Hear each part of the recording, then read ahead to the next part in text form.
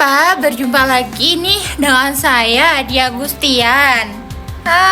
Nah, pada pertemuan kali ini teman-teman, kita akan belajar mengenai Bipa pada keterampilan berbicara.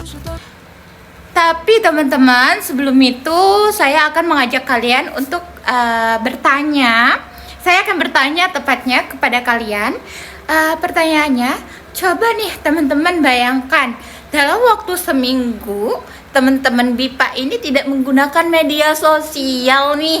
Apakah justru itu akan membuat hidup kalian lebih baik, atau justru itu akan mempersulit hidup kalian? Nah teman-teman, dari beberapa jawaban kalian itu berbeda pendapat bukan? Berbeda jawaban. Nah itu sangat menarik sekali teman-teman Bipa. Jadi perbedaan pendapat, perbedaan jawaban itu justru akan memuat diskusi kita kali ini.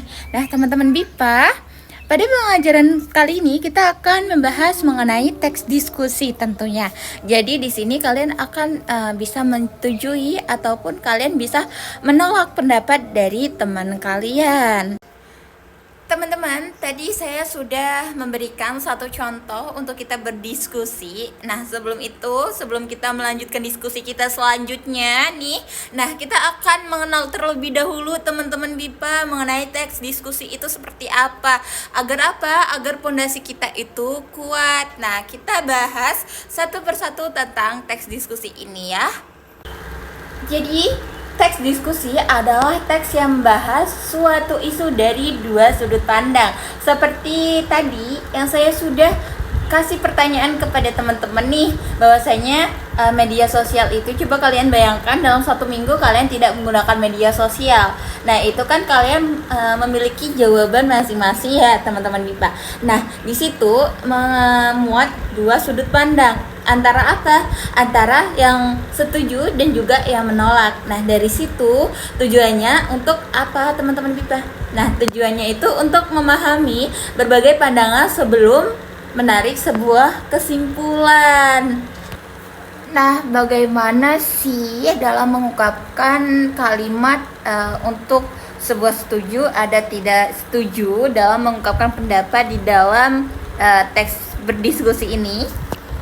Nah, yang pertama itu mengenai menyetujui suatu pendapat. Dalam ungkapan teks diskusi, itu teman-teman bisa menggunakan suatu kalimat, yaitu seperti saya setuju dengan pendapat, misalkan pendapatnya si Jessica. Saya setuju dengan pendapat Jessica mengenai isu ini, bahwasanya isu tersebut perlu kita tindak lanjuti, seperti itu. Nah, teman-teman Bipa, jadi kita tadi sudah membahas teks diskusi sekilas, yaitu mengenai setuju dan tidak setuju. Nah, di dalam teks diskusi ini, setuju dan tidak setuju nih teman-teman, itu disebut dengan argumen. Antara argumen pro itu setuju, dan argumen menentang, yaitu argumen kontra, tidak setuju. Nah, di dalam teks diskusi juga teman-teman Bipa, kita memiliki strukturnya. Apa aja tuh? Jadi teman-teman, struktur dari teks diskusi ini itu ada yang pertama isu. Isu itu adalah hal yang dibahas di dalam teks diskusi atau hal yang menjadi sebuah topik teks diskusi. Lalu yang kedua itu argumen mendukung, yaitu pro, dan argumen menentang, yaitu kontra. Serta yang terakhir itu adalah simpulannya teman-teman. Tadi ungkapan tentang setuju, sekarang ungkapan tentang pendapat yang menolak. Nih, teman-teman, misalkan Michelle itu tidak setuju dengan pendapat Jessica. Nah, Michelle itu bisa menggunakan ungkapan dengan cara apa? Dengan mengungkapkan seperti, saya kurang sependapat dengan Jessica sebab, nah itu harus disertakan penyebabnya, disertakan alasannya kenapa dia tidak setuju dengan pendapat Jessica. Atau bisa misal menggunakan kalimat saya memiliki pandangan yang berbeda dengan pandangan Jessica. Menurut saya topik tersebut, gitu teman-teman ya.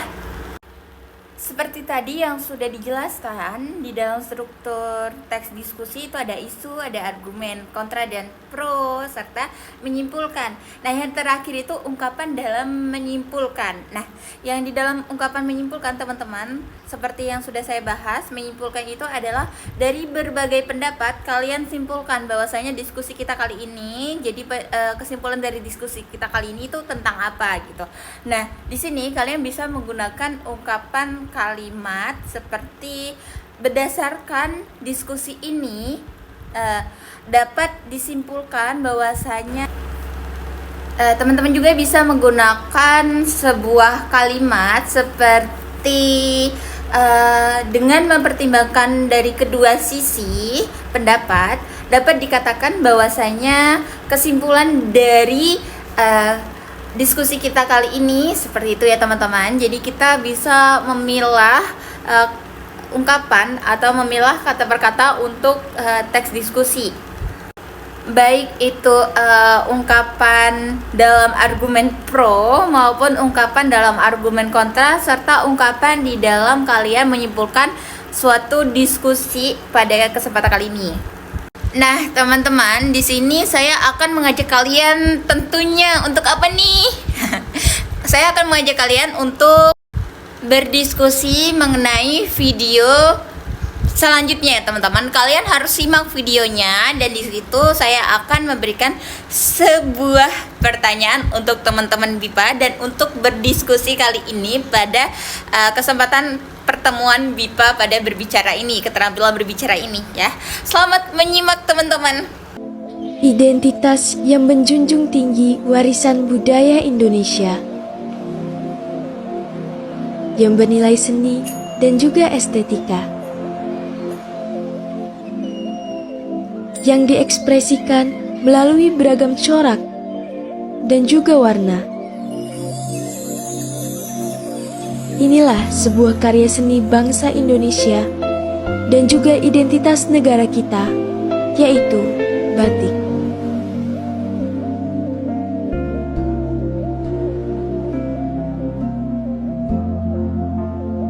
Batik bukan hanya sekedar tulisan, garis, titik, ataupun warna. Tetapi batik menunjukkan nilai karya seni dan juga kreativitas anak bangsa Indonesia.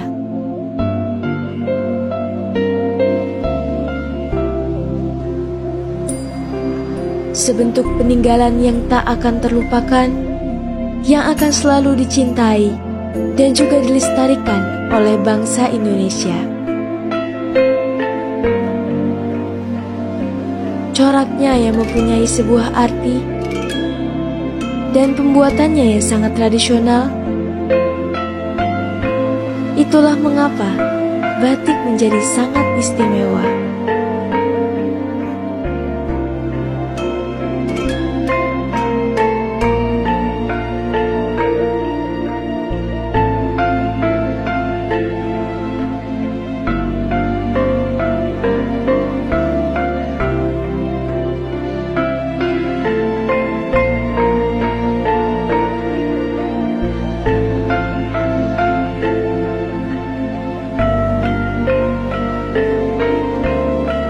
Untukmu batik, tetaplah lestari dan mendunia. Nah, teman-teman BIPA, tadi kita sudah menyimak mengenai apa nih? Mengenai cara pembuatan membatik. Di dalam video tersebut sudah dijelaskan dengan sangat jelas dalam gambar visualnya dalam video itu, bahwasanya cara membatik itu ada berbagai tahapan ya. Nah, di situ juga teman-teman bisa melihat bahwasanya budaya Indonesia itu kaya banget ya teman-teman BIPA. Nah, di situ kalian juga bisa melihat juga ada berbagai corak seperti corak bunga-bunga dan dengan berbagai warna. Ada yang ditampilkan di dalam video itu adalah di warna merah. Nah, untuk diskusi kita kali ini teman-teman BIPA, kita akan berdiskusi mengenai apakah itu kan ada dua tim antara kontra dan juga tim pro-nya ya. Kita akan membagi sebuah kelompok nih teman-teman BIPA. Jadi kalian buatlah kelompok berisi 3 anggota di dalam kelas ini. Lalu di dalam video tersebut, misalkan nih timnya Jessica itu tim yang kontra. Nah, di dalam video tersebut dijelaskan kenapa kalian kontra dengan cara membatik itu, atau kenapa kalian tidak setuju dengan cara membatik tersebut gitu. Lalu misalkan nih tim Michelle itu mengenai tim yang pro itu yang setuju. Nah, seperti kenapa sih Michelle setuju dalam tradisi membatik ini, caranya seperti itu dengan cara yang tradisional, untuk apa sih gitu ya.